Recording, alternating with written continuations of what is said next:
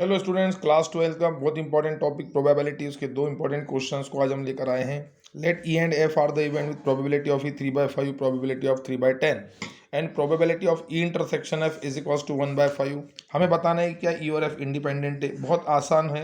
यदि P probability of E into probability of F, इसको multiply करेंगे, ये हो जाएगा 3/5 इन 3/10 इज इक्वल्स टू 9/50।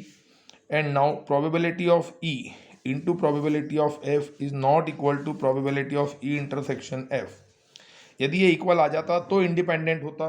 अब ये यहाँ इक्वल नहीं है, क्योंकि अब ये इक्वल नहीं है। 9/50 जो है प्रोबेबिलिटी इसके इक्वल नहीं है। Therefore A and B are not independent, independent नहीं है।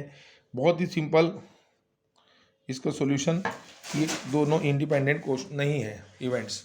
अगला क्वेश्चन हम चलते हैं। If probability of A 1/2, probability of A union B 3/5 and probability of B equals to P. और हमें दो अलग अलग कंडीशनों पर पी का वैल्यू फाइंड करना है।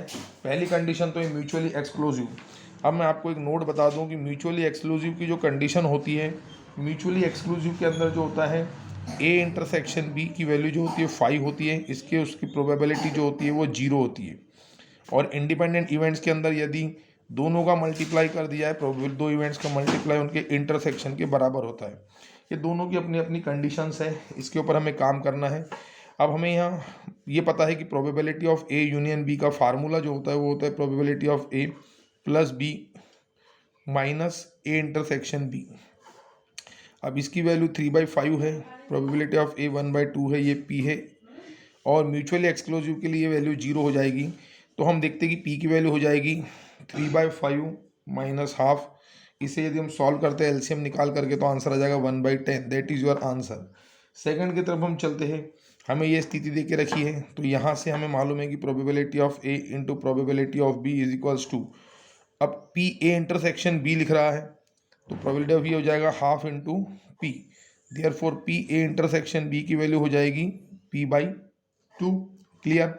अब इसी फार्मूले में ये वैल्यू को रख देंगे इस फार्मूले के अंदर।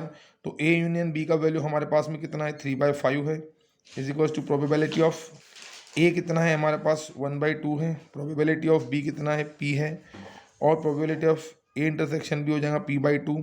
यहाँ से 3/5 minus half is equals to p/2।